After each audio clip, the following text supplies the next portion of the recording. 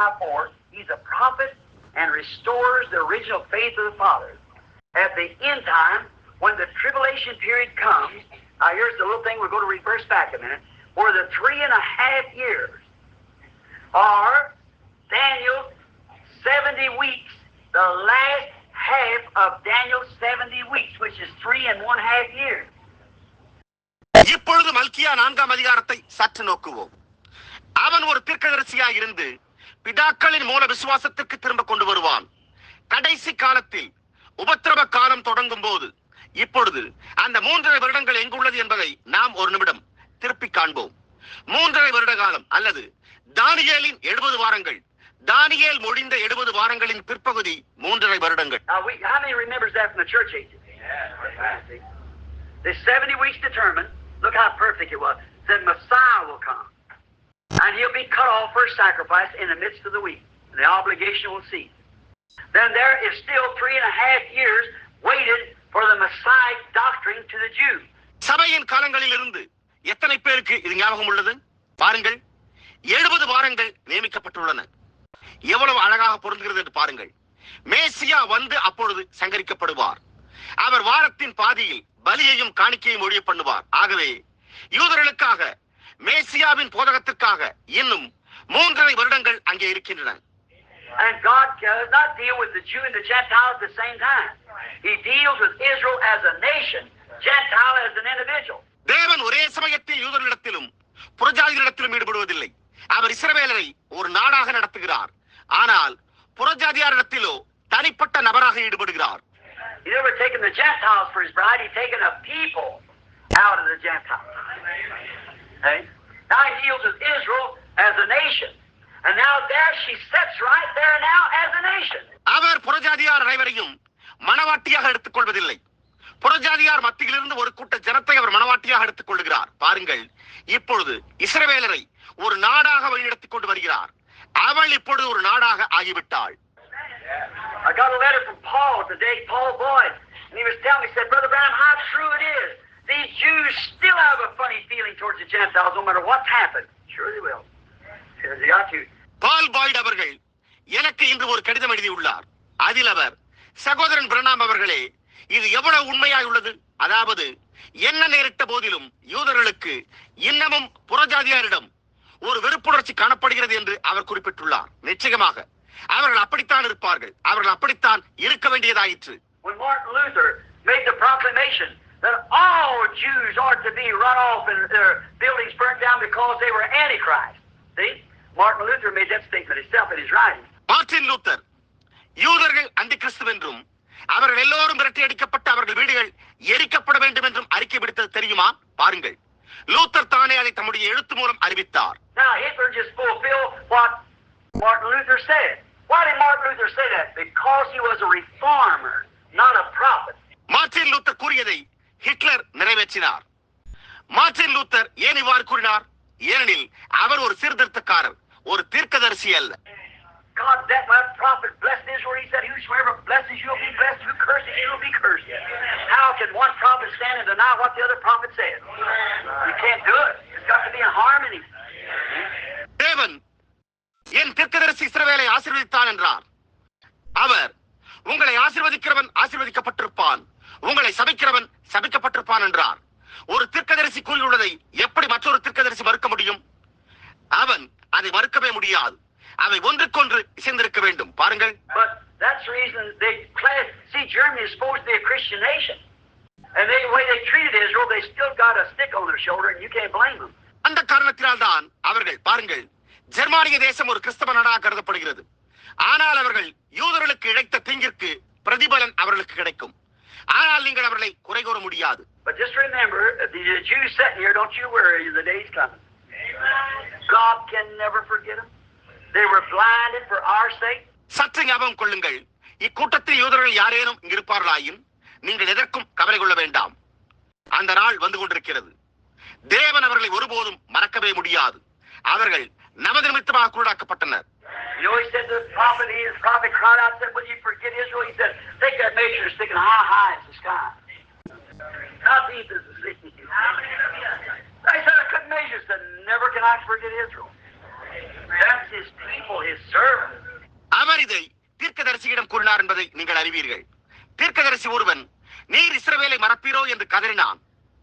அப்பொழுது அவர் அவரிடத்தில், உன் அளவுகோலை எடுத்து வானம் எவ்வளவு உயரம் என்றும் சமுத்திரம் எவ்வளவு ஆழமாயிருக்கிறது என்றும் அளந்து சொல் என்றார்.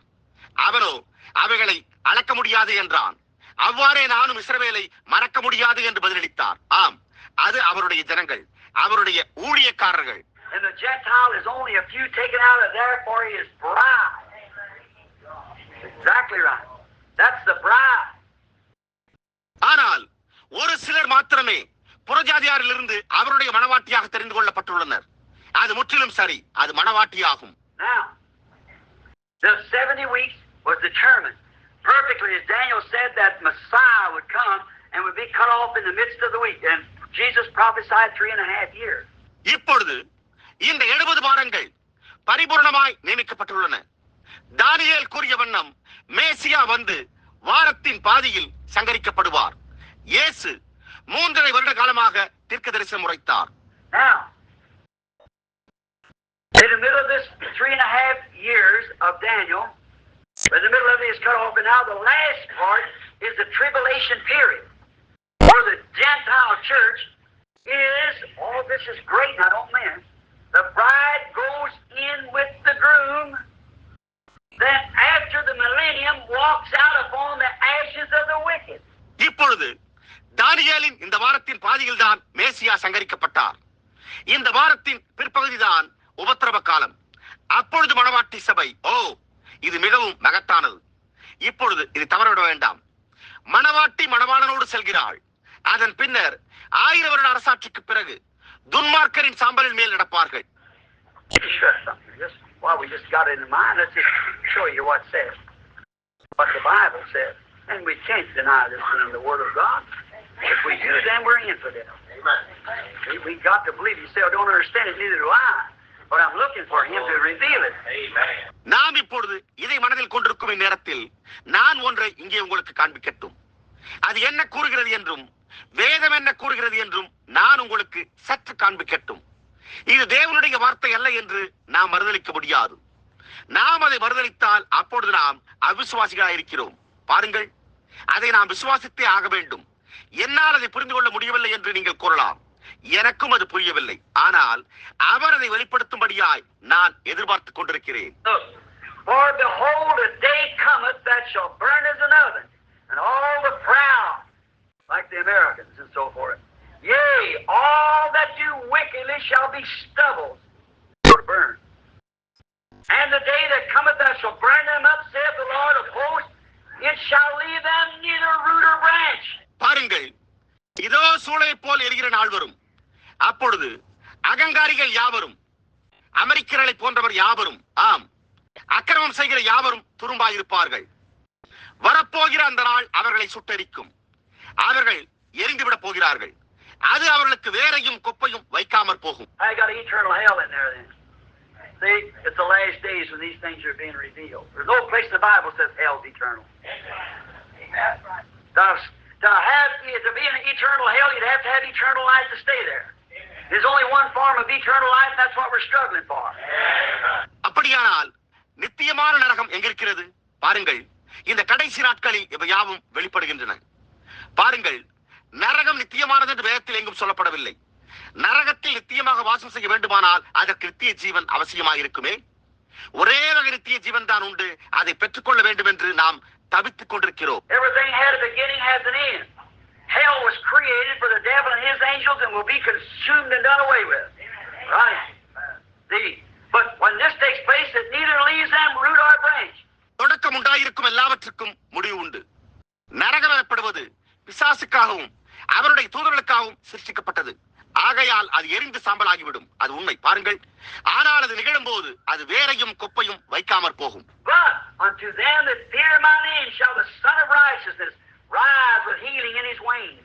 He shall go forth as grown up as calves of the stall. ஆனாலும் என் நாமத்திற்கு பயந்திருக்கிற உங்கள் மேல் நீதியின் சூரியன் உதிக்கும். அதன் சட்டைகளின் கீழ் ஆரோக்கியம் இருக்கும். நீங்கள் வெளியே புறப்பட்டு போய் கொழுத்த கன்றுகளைப் போல வளருவீர்கள்.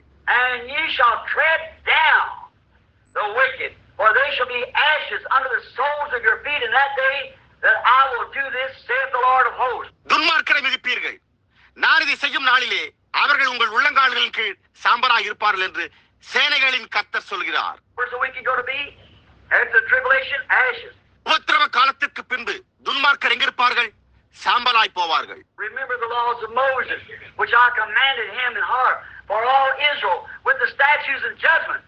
ஓரேபிலே இஸ்ரவேலர் எல்லோருக்காகவும் என் தாசராகிய மோசேக்கு நான் கற்பித்த நியாயப்பிரமாணமாகிய கட்டளையும் நியாயங்களையும் நினையுங்கள். Behold, I will send to you Elijah the prophet before the coming of that great and dreadful day of the Lord. கர்த்தருடைய பெரிதும் பயங்கரமான நாள் வருகிறதுக்கு முன்னே நான் உங்களிடத்தில் எலியா தீர்க்கதரிசியை அனுப்புகிறேன். Amen.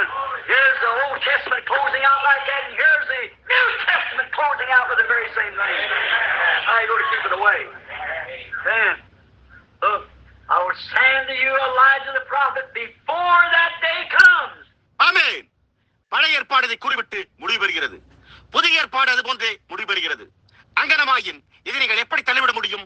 அவித முடியாது. பாருங்கள், அந்த நாள் வருகிறதற்கு முன்னே நான் உங்களிடத்தில் எலியா தீர்க்கதரிசியை அனுப்புகிறேன். And he shall turn the hearts of the fathers to the children and the hearts of the children to the fathers, lest I come and smite the earth with a curse. நான் வந்து பூமியை சங்காரத்தால் அடிக்காதபடிக்கு அவன் பிதாக்களுடைய இருதயத்தை பிள்ளைகளிடத்திற்கும் பிள்ளைகளுடைய இருதயத்தை அவர்கள் பிதாக்களிடத்திற்கும் திருப்புவான்.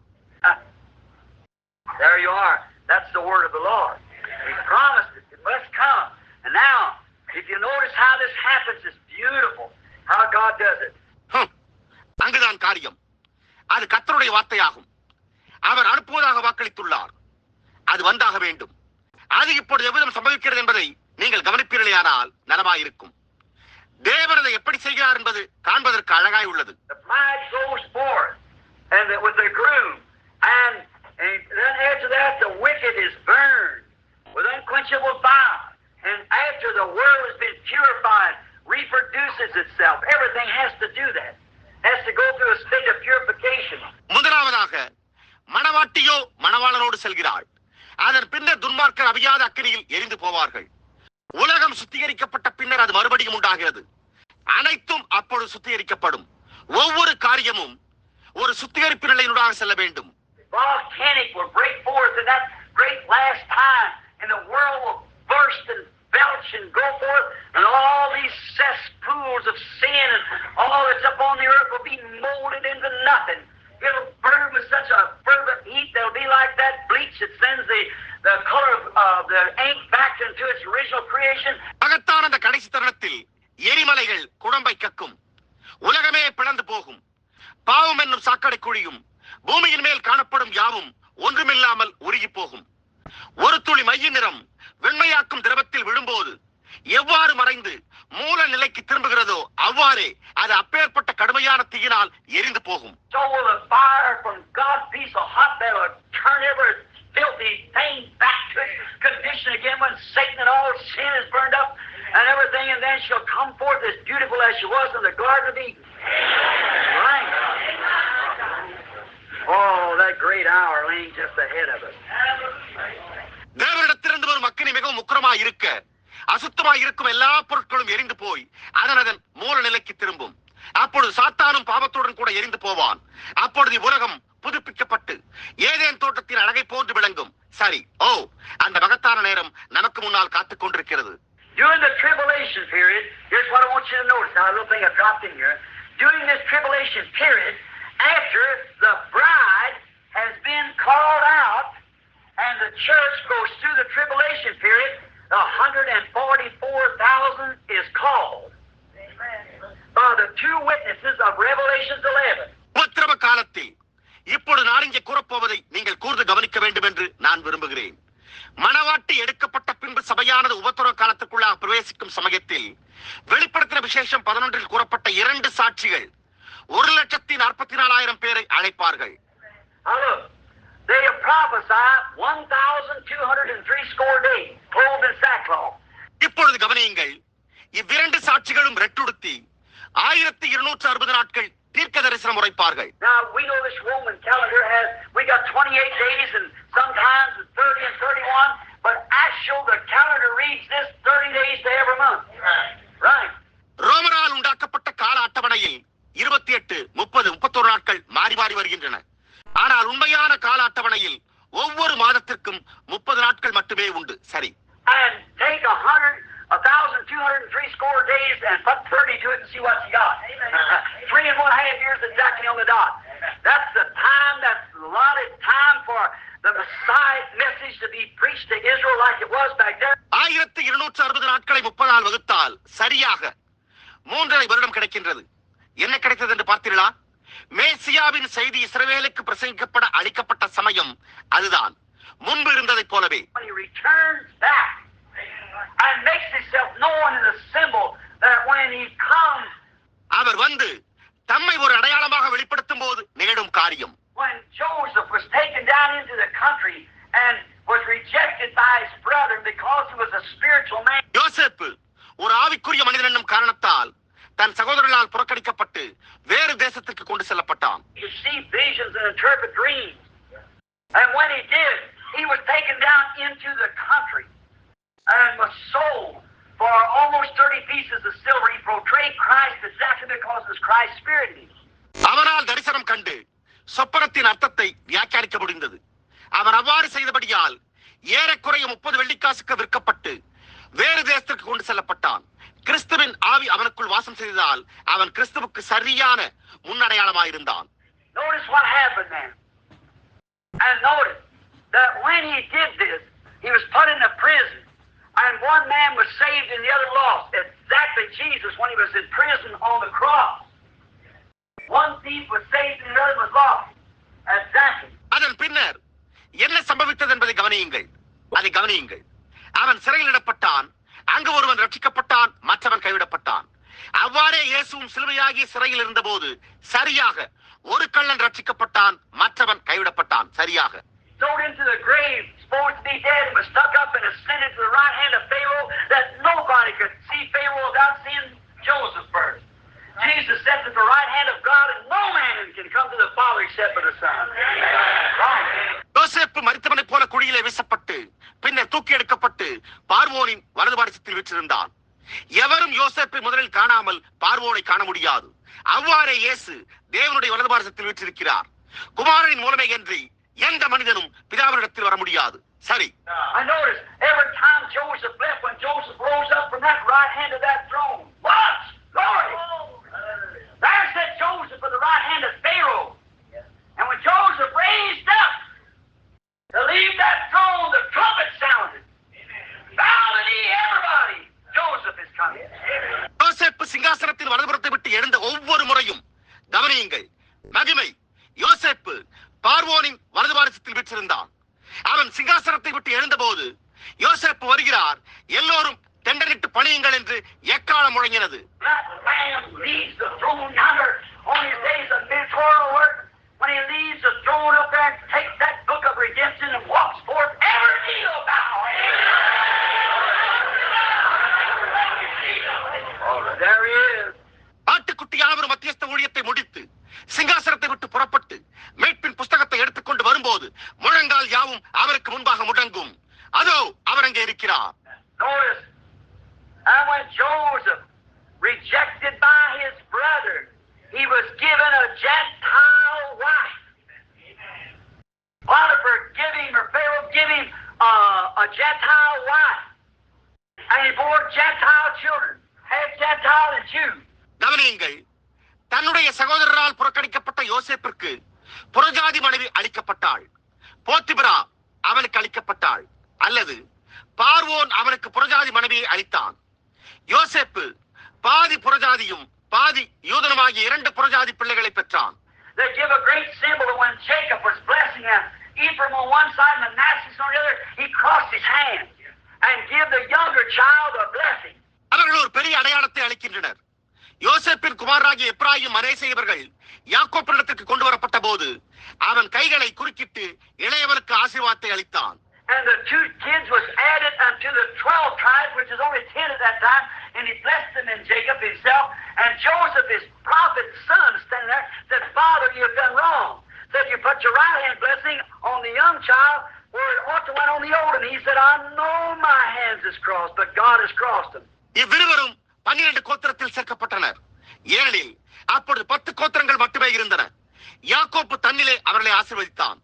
யோசேப்போ அங்கு நின்று கொண்டு, தகப்பனே, நீர் தவறு செய்து விட்டீர். உமது வலதுகால ஆசீர்வாதத்தை மூத்தவனுக்கு அளிப்பதற்கு பதிலாக இளையவனுக்கு அளித்து விட்டீர் என்று கூறினான். அதற்கு யோசேப்போ, என் கைகள் குறிக்கிடப்பட்டதை நான் அறிவேன், ஆனால் தேவன் அவர்களை குறிக்கிட பண்ணினார் என்று கூறினான். Why? Israel, having the rights to be a bride, rejected and sold her birthrights, and went from the old son, Israel, to the new Gentile, and the blessings went from there through the cross.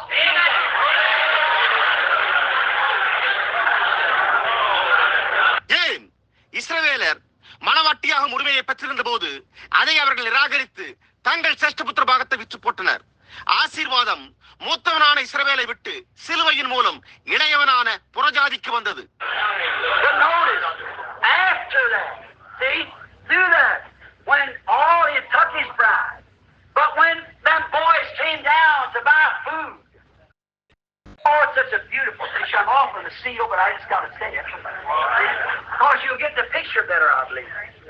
ஆனால் அதற்கு பின் பாருங்கள், அவன் மனவாட்டியை பெற்றுக்கொண்ட பின்பு நடந்தது என்ன என்று கவனியுங்கள். பாருங்கள், யோசேப்பின் சகோதரர் தானியம் வாங்க அவனிடத்தில் வந்தபோது, இது மிகவும் ஒரு அழகான காட்சியாய் உள்ளது. முத்திரைகளை விட்டு சிறிது விலகுகிறேன்.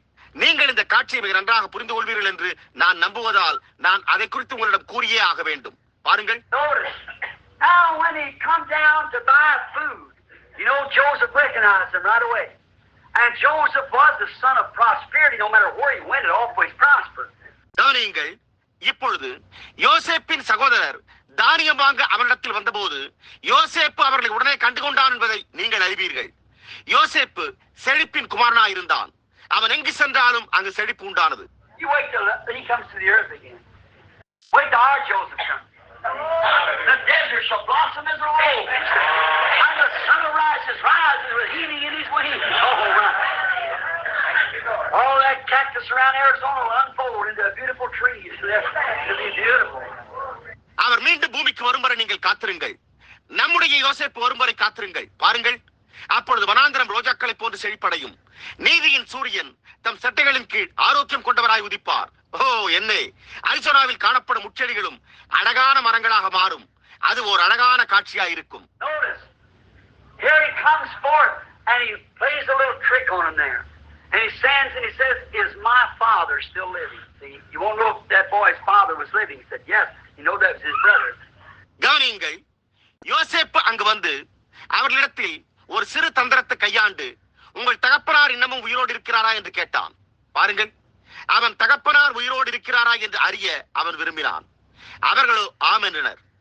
அவர்கள் அவனுடைய சகோதரர் என்று யோசேப்பு அறிந்து கொண்டான். But did you notice when he got ready to reveal himself to his brother, and he found little Benjamin, which had been born since he had been gone, and that represents these Jews. There's 144,000 scattered right there now.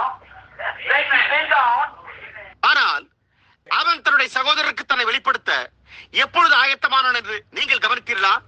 யோசேப்பு சிறிய பென்யமீனை கண்டான். யோசேப்பு புறஜாதியாரிடத்தில் விற்கப்பட்ட பிறகு இந்த பென்யமீன் பிறந்தான். இயேசு சென்ற பிறகு 1,44,000 பேர் ஒன்று கூடுவதற்கு அது ஒரு எடுத்துக்காட்டு. And when he returned, he said, he looked at Benjamin, his heart was about to break. And remember, they didn't know he could speak Hebrew. He was taking an interpreter. He acted like he's an Egyptian. அவன் திரும்ப வந்த பொழுது அவன் பென்யமீனை கண்டபோது அவன் இருதயம் வெடித்துவிடும் போல் இருந்தது. நினைவில் கொள்ளுங்கள், யோசேப்புக்கு எபிரேய மொழி தெரியும் என்பதை அவர்கள் அறியாதிருந்தனர். அவன் ஒரு மொழிபெயர்ப்பாளரை வைத்துக் கொண்டு எகிப்தியனை போல பாவனை செய்தான். பாருங்கள். And then when it was made known, he wanted to make himself known. He kept looking at little Benjamin. And remember, he dismissed his wife. She was in the palace. When he made himself known to his brethren. யோசேப்பு அவன் சகோதரருக்கு தன்னை வெளிப்படுத்த விரும்பின போது அவன் சிறிய பென்யமீனையை பார்த்துக் கொண்டிருந்தான். அவன் மனைவியையோ அனுப்பிவிட்டான் என்பதை ஞாபகம் கொள்ளுங்கள். அவன் தன் சகோதரருக்கு தன்னை வெளிப்படுத்தின போது அவள் மாளிகையில் இருந்தாள். And the Gentile bride, the wife, after Jesus being rejected by his own people, he has taken a Gentile bride and will take her from here to the palace, to his father's house, in glory for the wedding supper and will slip back down to make himself known to his brethren 144,000. இயேசுவும் தம் சொந்த ஜனங்களால் புறக்கணிக்கப்பட்டு புறஜாதி மணவாட்டியை மனைவியை தெரிந்து கொண்டார். அவர் அவளை இங்கிருந்து கல்யாண விருந்துக்காக மகிமையில் தம் பிதாவின் மாளிகைக்கு கூட்டிச் சென்று திரும்பவும் வந்து தன் சகோதரராகிய 1,44,000 பேருக்கு தம்மை வெளிப்படுத்துவார். அந்த நேரம் There he stands. And remember, look at the symbol perfectly. And when he come back to where this was, he looked down to them and he said, begin to look. And they began to talk. They said, now, Reuben, you know that we're in for it now. See? அவர் இங்கே இருக்கிறார், நினைவிருக்கட்டும். அந்த பரிபூர்ண அடையாளத்தை நோக்கி பாருங்கள். இவ்விதமாக யோசேப்பு திரும்பி வந்து தன் சகோதரரை நோக்க ஆரம்பித்தான். அப்பொழுது அவர்கள் பேசிக்கொள்ள ஆரம்பித்தனர். அவர்கள், இப்பொழுது ரூபன், நமக்கு வேண்டியதாயிருக்கிறது பாருங்கள். Because you know what we done? We got this boy and this fixed. We oughtn't to have sold our brother. That was her brother sending them that mighty prince, and they didn't know it. That's the reason Israel can't understand him today. And there's the hour yet to know it. ஏனென்றால் நாம் என்ன செய்தோம் என்பதை நாம் அறிந்திருக்கிறோம். நாமும் அந்த இளைஞரை அவ்விதம் நடத்தினோம். நாம் நம் சகோதரனை விற்று போட்டிருக்க கூடாது என்று கூறினர். அவர்கள் சகோதரனாகிய யோசேப்பு அங்கு வல்லமை மிக்க அரசகுமாரனாக நின்று கொண்டிருந்த போது அவன் சகோதரர் அவனை அறிந்து கொள்ளவில்லை. அந்த காரணத்தினால் தான் இஸ்ரவேலரால் அவரை இன்றைக்கும் அறிந்து கொள்ள முடியவில்லை. அவரை அறிந்து கொள்ள வேண்டிய சமயம் இன்னும் வரவில்லை. They thought he couldn't understand Hebrew, but he's listening right at it. They said, now we're in for it. And Joseph, when he looked at him, he couldn't stand it no longer. I remember his wife and children was in the palace at the time. The saints going out of the prison. அப்பொழுது யோசேப்பிற்கு எபிரேய மொழி புரியாது என்று அவர்கள் நினைத்தனர். ஆனால் அவனோ அவர்கள் பேச்சை சரியாக கவனித்துக் கொண்டிருந்தான். நமக்கு இது வேண்டியதாக உள்ளது என்று அவர்கள் கூறினர். யோசேப்போ அவர்களை நோக்கின போது அவனால் அடக்கிக் கொள்ள முடியாதிருந்தது. இப்பொழுது அவனுடைய மனைவியும் பிள்ளைகளும் அந்நேரத்தில் அரண்மனையில் இருந்தனர் என்பதை நினைவில் கொள்ளுங்கள். அதுபோலவே பரிசுத்தவான்கள் அவருடைய பிரசனத்தில் இருந்து சென்று விட்டிருப்பர். And he said, I'm Joseph, your brother. And he ran over and grabbed little Benjamin and fell on his neck and began to cry. And he made himself known. யோசேப்போ, நான் தான் யோசேப்பு, உங்கள் சகோதரன் என்று கூறினான். அவன் பென்யமீனின் கழுத்தில் விழுந்து கதறி அழத் துவங்கினான். பாருங்கள், அவன் தன்னை அவர்களுக்கு தெரியப்படுத்தினான். And then they said, now we know we got it coming. Or we sold him. We was the one who sold him off. We was the one who tried to kill him. Now we know he'll kill us. He said, no, don't be angry with yourself. You only done it to preserve life. That's why God sent me down here. அப்பொழுது அவன் சகோதரர், இப்பொழுது நாம் அவனை விற்று போட்டதால் நமக்கு இது உண்டாகிறது என்பதை நாம் அறிவோம். நாம் அவனை விற்று போட்டோம், நாம் அவனை கொல்ல முயன்றோம். ஆனால் அவனோ இப்பொழுது நம்மை கொல்லுவான் என்பதை நாம் அறிந்துள்ளோம் என்றனர். ஆனால் யோசேப்பு, நீங்கள் ஒன்றுக்கும் பயப்பட வேண்டாம், உங்கள் ஜீவனை காப்பதற்கென தேவனை முன்கூட்டி அனுப்பினார் என்றான். And when he makes himself known, the Bible says as we come to it, when he makes himself known to 144,000 there, the little Benjamin of the day, and the remnant of those Jews left there, when he makes himself known, they'll say, where did you get those scars? What are they doing in your hand? He said, oh, I got them in the house of my friend. நாம் கண்ட விதமாக வேதம் கூறுகின்றபடி அவர் தம்மை அவர்களுக்கு தெரியப்படுத்தும் போது இயேசு 1,44,000 பேரான இன்றுள்ள சிறிய பென்யமீனுக்கு அங்கு விடப்பட்ட மீதியான யூதர்களுக்கு தம்மை வெளிப்படுத்தும் போது அவர்கள், உம் கைகளில் இருக்கிற இந்த வடுக்கள் எங்கிருந்து பெற்றுக்கொண்டீர், ஏன் அவைகள் உங்கள் கரங்களில் உள்ளது என்று கேட்பார்கள். அப்பொழுது அவரோ, ஓ, இவை என் சிநேகிதரின் வீட்டில் உண்டானவை என்பார். Oh, then they'll realize that they have killed the Messiah. But what will he say? The same as Joseph did it? You did it to serve life, don't to save life. Don't be angry with yourself. பாருங்கள், அப்பொழுது அவர்கள் மேசியாவை தாங்கள் கொன்றதை உணர்வார்கள். ஆனால் அவர் என்ன கூறுவார்? யோசேப்பு கூறியதை போன்றே கூறுவார். ஊழியம் செய்யவே இதை செய்தீர்கள், அல்ல ஜீவனை ரட்சிக்கவே இதை செய்தீர்கள், உங்களுக்குள்ளே வேதனை அடைய வேண்டாம் என்பார். Because if the Gentiles would not have been brought in if the Jews hadn't done that blindfolded trick. So he saved the life of the church for the things that they've done. So there you are. That's the reason that they can't understand this. It isn't the hour. ஏனென்றால் யூதர்கள் குருடாக்கப்படாமல் இருந்தால் புறஜாதிகள் காரியாட்சிக்குள் பிரவேசித்திருக்க இயலாது. ஆகவே அவர்களது கிரியைகளின் மூலம் அவர் சபையின் ஜீவனை காத்தார். அங்குதான் காரியம்.